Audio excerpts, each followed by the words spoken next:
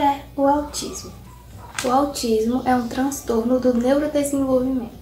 Então, indivíduos que possuem autismo têm uma alteração na região cortical do cérebro. Então, todo o quadro clínico do autismo remete à camada mais externa do cérebro. Por conta de possuírem dificuldade de compreender aspectos da comunicação não verbal e normas sociais, essas pessoas encontram muitos obstáculos para compreender coisas que fazem parte da nossa comunicação, como entonação da voz, sutilezas, ironia, gestos, expressões faciais, entender coisas em sentido figurado e compreender que há coisas que não devem ser faladas em público. Porque geralmente essas pessoas não possuem muitos filtros, então elas acabam sendo sinceras demais, entre outras coisas.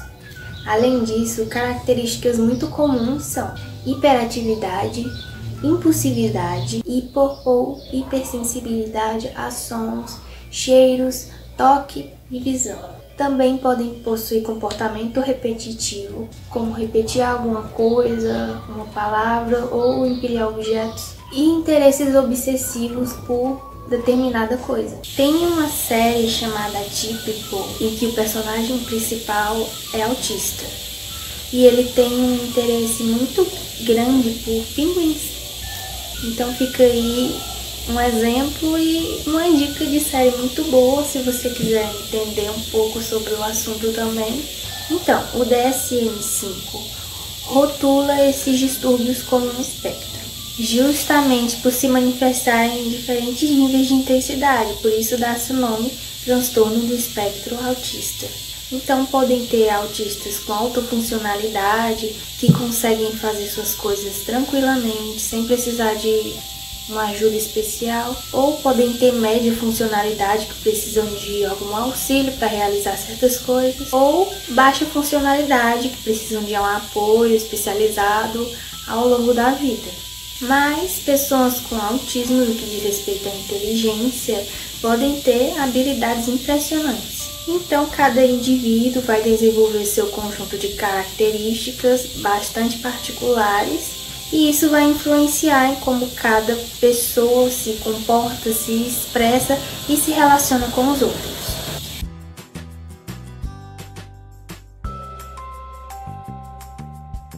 Quando falamos em características do autismo, cada autista tem suas particularidades.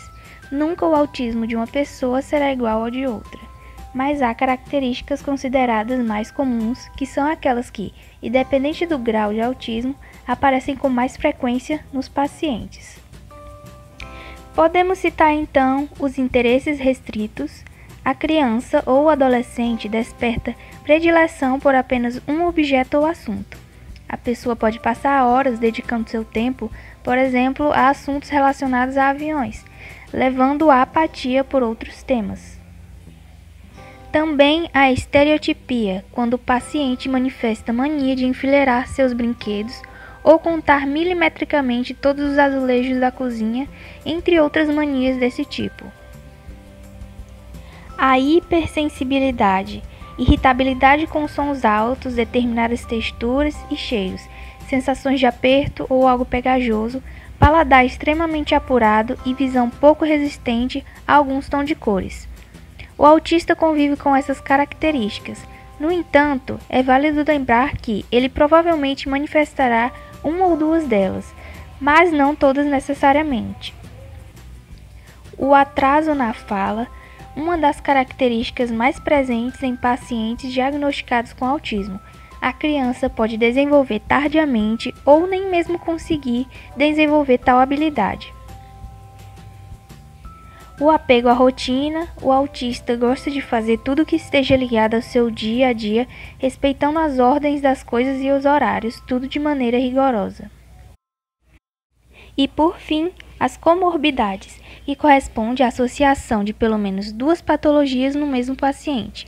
Um diagnóstico de TEA não exclui a possibilidade de outras psicopatologias. Entre elas, as mais comuns são TDAH, ansiedade, depressão, dislexia, descalculia e distúrbio alimentar. Ao se deparar com esse diagnóstico, é importante que a família busque profissionais para o devido tratamento e intervenção necessários para promover a qualidade de vida ao autista. Cada paciente exige um acompanhamento específico e individual, que demanda desde a participação dos pais e familiares até uma equipe multidisciplinar visando a reabilitação global do paciente. A presença do psicólogo é extremamente importante no diagnóstico e tratamento do transtorno do espectro autista, desenvolvendo metodologias e técnicas específicas que vão ao encontro das necessidades de cada paciente. Tudo depende do grau de autismo que a pessoa manifesta e de uma avaliação minuciosa sobre a situação em o que o paciente se encontra. Em sua atuação, o psicólogo pode desenvolver vários papéis, tais como psicoterapeuta, consultor e orientador familiar. O acompanhamento psicológico inclui atividades para o desenvolvimento social e de estímulo às funções cognitivas, percepção, atenção, memória, entre outras. Além de apresentar o autismo, as crianças com este transtorno podem ser acometidas clinicamente pelas comorbidades neurológicas e intelectuais, como transtorno de déficit de atenção e hiperatividade, enxaqueca ou cefaleias, distúrbios do sono, atraso nas necessidades básicas escolares, entre outros. É extremamente importante identificar essas comorbidades em todas as crianças que apresentam autismo, porque muitas vezes elas se tornam muito mais sérias do que o próprio autismo, trazendo prejuízos maiores na vida da criança.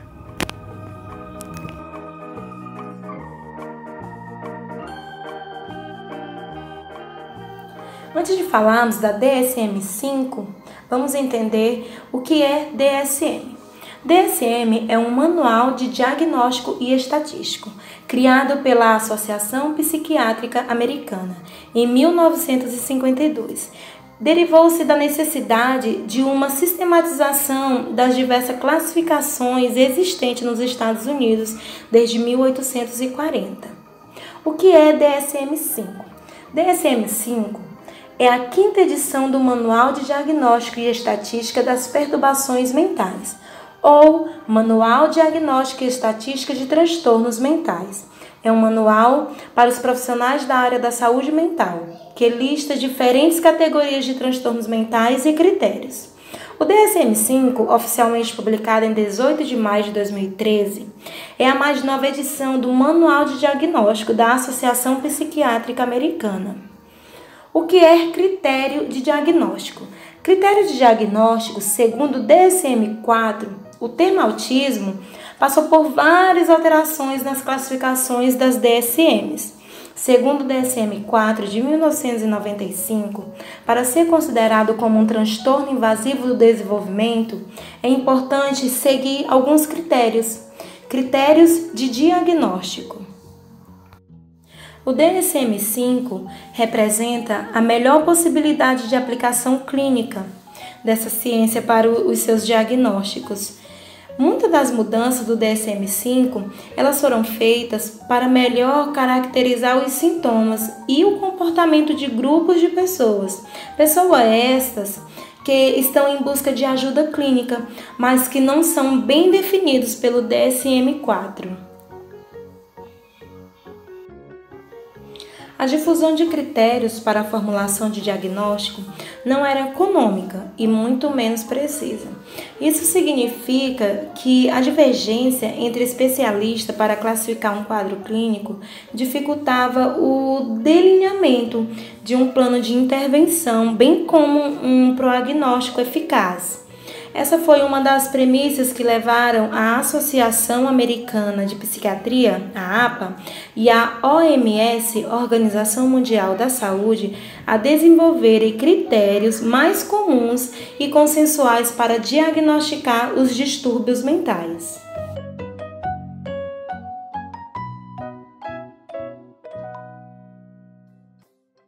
A síndrome de Asperger é uma classificação antiga para um tipo de autismo leve, muito leve. A nomenclatura síndrome de Asperger, por mais que ainda seja bastante utilizada e muito conhecida, não é mais utilizada nos manuais de diagnóstico médicos. Ela deixou de existir a partir da 5ª edição do Manual Estatístico dos Transtornos Mentais, o DSM-5, e também não aparece mais no CID-11, que é a Classificação Internacional de Doenças divulgada pela Organização Mundial de Saúde. A síndrome de Asperger agora faz parte do transtorno do espectro autista. A criança com síndrome de Asperger não tem retardo mental associado, nem atraso na fala. Ela prefere ficar sozinha, isolada, ter um relacionamento social diferente do convencional. Ela foca em alguma coisa, gosta muito de determinados assuntos e sabe muito sobre eles. A criança tem característica do autismo, porém de uma forma bem leve.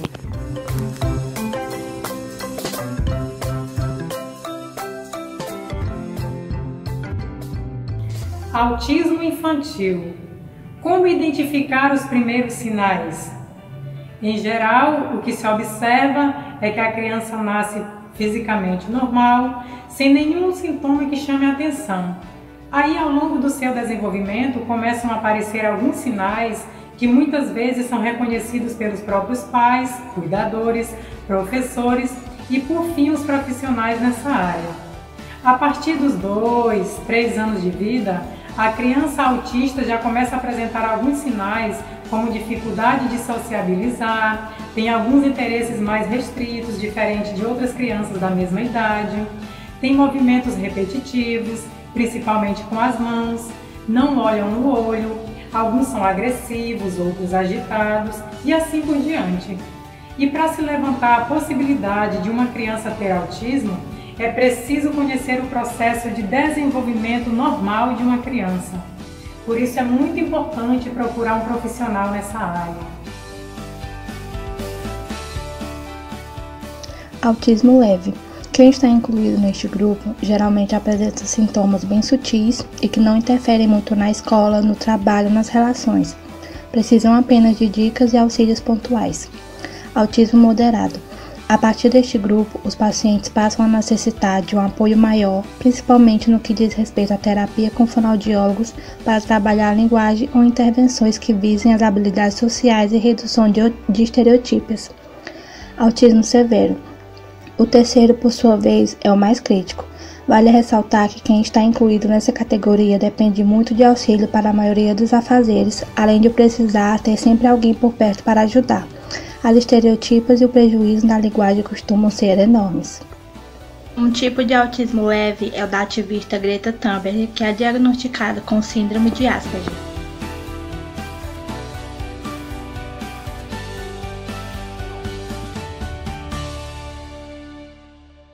Da adolescência, tanto o corpo quanto a mente eles estão em processo de mudanças.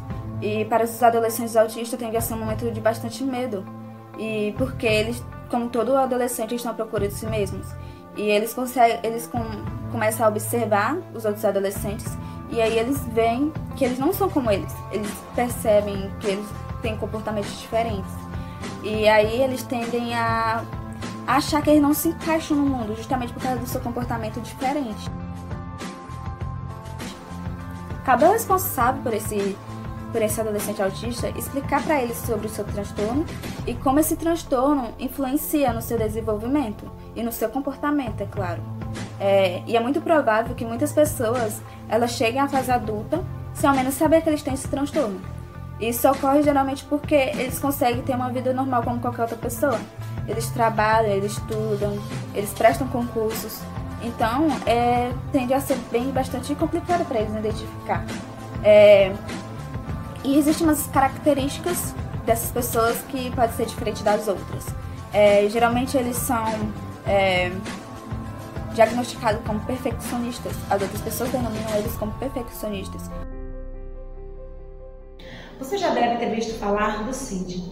O CID é a base para a identificação de tendências e estatística de saúde em todo o mundo e contém cerca de 55 mil códigos exclusivos para a classificação de lesões, doenças e causas de morte. Ele fornece uma linguagem comum que permite aos profissionais da área da saúde compartilhar informações sobre saúde em todo o mundo. A CID-10 trazia vários diagnósticos, dentre eles o TGD, Transtorno Global do Desenvolvimento, sobre o código F84. Transtornos tais como o autismo infantil, autismo atípico. A nova CID, a CID-11, essa nova versão de classificação, ela une todos esses diagnósticos no TEA, Transtorno do Espectro Autista, sobre o código 6A02. As subdivisões passarão a ser apenas relacionadas a prejuízos na linguagem funcional e deficiência intelectual. A intenção é facilitar o diagnóstico e simplificar a codificação para acesso a serviço de saúde. A CID-11, que foi apresentada para doação de todos os estados em maio de 2019, entrará em vigor em 1º de janeiro de 2022. A versão lançada agora é uma pré-visualização e permitirá aos países planejar seu uso, preparar a tradução e treinar seus profissionais. Essa é a primeira grande revisão da CID em quase 3 décadas. A 11ª versão da CID reflete o progresso da medicina e o avanço das pesquisas científicas. Lei Brasileira de Proteção ao Autista. Essa lei é fruto da luta de familiares pelo direito dos seus filhos com autismo, uma luta que já vem há mais de 40 anos.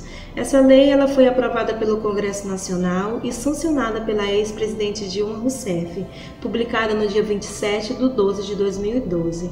A Lei 12.764 leva o nome de Berenice Piana.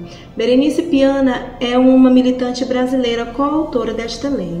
O autismo é uma síndrome que afeta vários aspectos da comunicação, além de influenciar também no comportamento do indivíduo.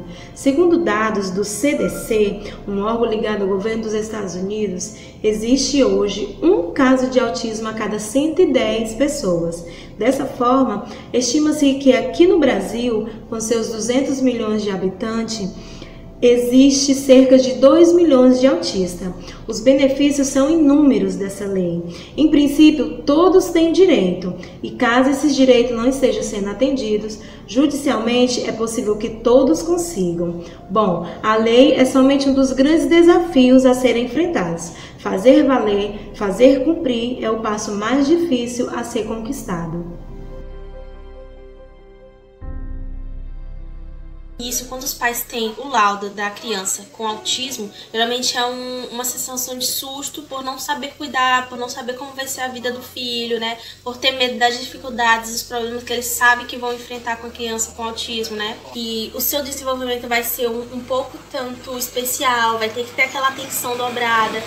Então é um pouco complicado para os pais, é um processo, é um momento em que eles têm que processar aquilo de que a criança dele vai ser especial.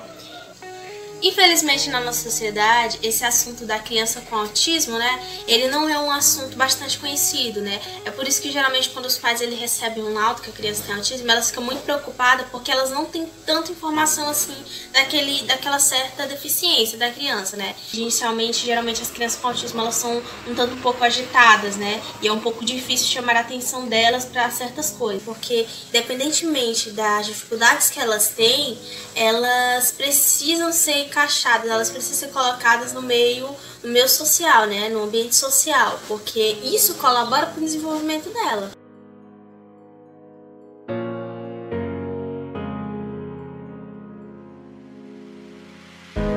Diagnóstico e tratamento do autismo.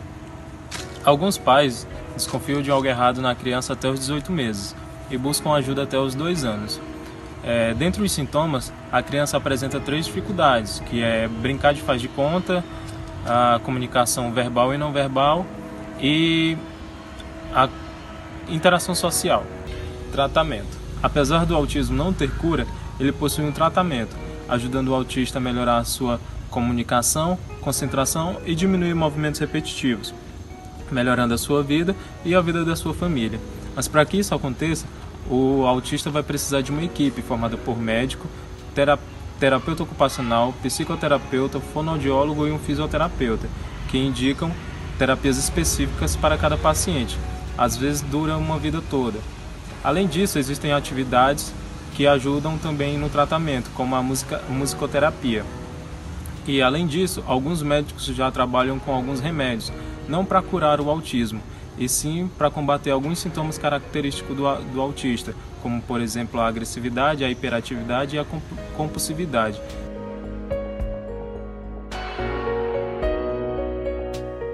Por anos, houveram teorias sobre a conexão entre autismo e inteligência. O estereótipo do professor louco ou do gênio excêntrico são antigos. E alguns psicólogos modernos até mesmo teorizam que cientistas como Isaac Newton e Albert Einstein podem ter sido autistas. Em um estudo descobriu uma provável ligação genética entre autismo e a genialidade. Famílias que tinham maior probabilidade de gerar crianças autistas também eram mais propensas a produzir gênios.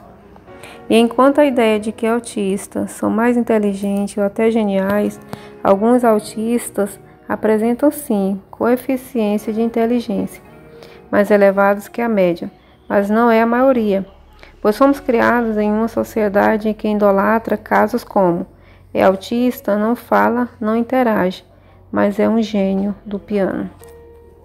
Nascemos para sermos incríveis, não perfeitos. Viva a diferença!